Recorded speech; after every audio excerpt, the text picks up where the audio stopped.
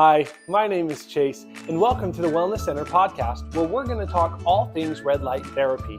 Thank you so much for tuning into this episode. Please make sure to like and subscribe so you can get updated and notified on all of our newest episodes that we'll be releasing. Have a great rest of your day and enjoy the episode. Hey everyone, this is Chase. Welcome back to the Wellness Center podcast. Super excited to get going today.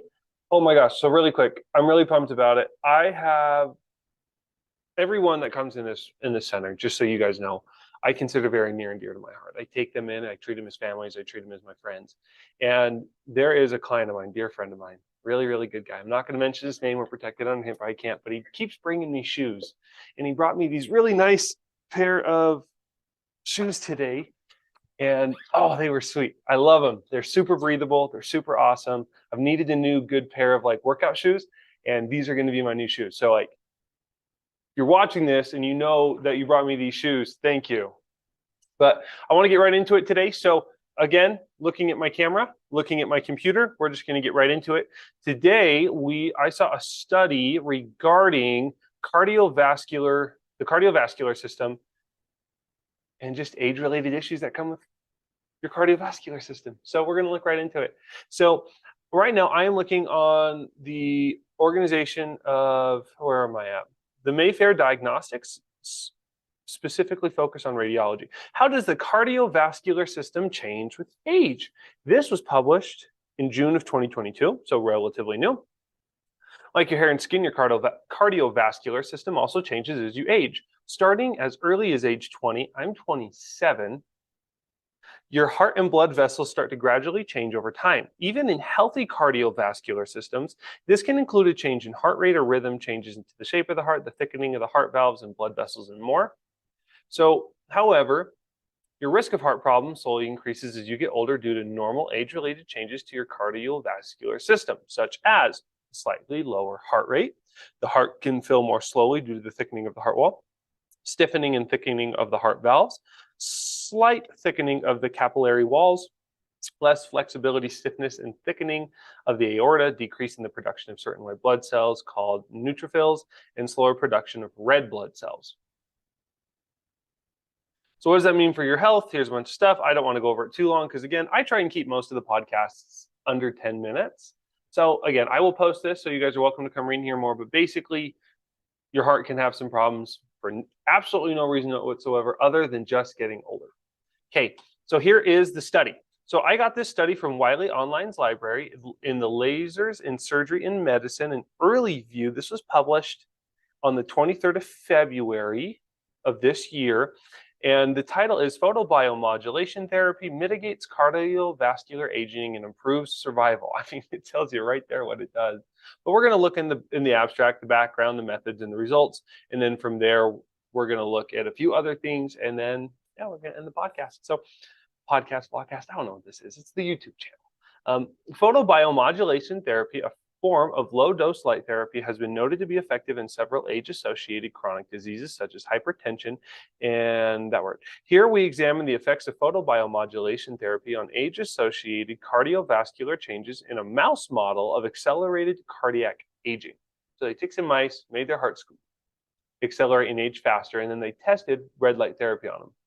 So here's the method. 14-month-old mice overexpressing transgenic mice and their wild type littermates were treated with daily doses of near infrared light at 850 nanometers of light. So we have 4 different nanometers of light here at the Wellness Center, which range anywhere from 633 nanometers, I believe, up to in the 900. So this is our wheelhouse. At 25 milliwatts per centimeters squared for 2 minutes each weekday for a total dose of 1 Einstein. I haven't heard the Einstein before, but that's okay. And compared to untreated controls over an 8-month period, photobiomodulation therapy was administered for 3.5 months. So they're doing it every single day for 3.5 months. So if that tells you anything about, like, if you're watching this and you are interested in doing red light therapy and you're curious as to what this is going to do for your heart, especially if you're an older person, understand that it just takes time, right? These people are doing it these mice, right? They're doing it every single day. Only 2 minutes, Only 2 minutes. We do 20-minute protocol, so a little bit more time, but 20 or every single weekday, Monday through Friday for 3.5 months, early treatment period. They paused due to COVID-19 restrictions for the following 3 months and then restarted again for another 1.5 months. So they did red light therapy for 5 months in total.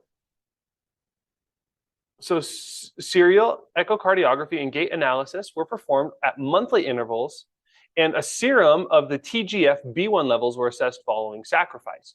Now, I was confused as to what TGF-B1 levels were, so I went and looked them up. But a TGF-B1 protein triggers chemical signals that regulate various cells' activities inside of the cell, including the growth and division of cells, the maturation of cells to carry out specific functions, cell movement, and controlled cell death. Were assessed. Okay, now here are the results. During early treatment, photobiomodulation reduced the age-associated increases in left ventricular mass in both genotypes.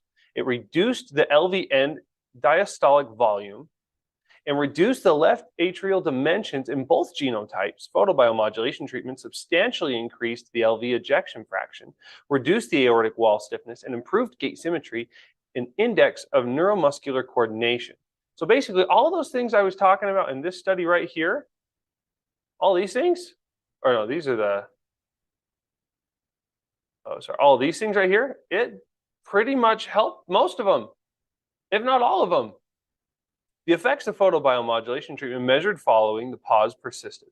Total TGF-B1 levels were significantly increased in circulation. And again, these are the things that trigger the chemical signals that regulate the cells.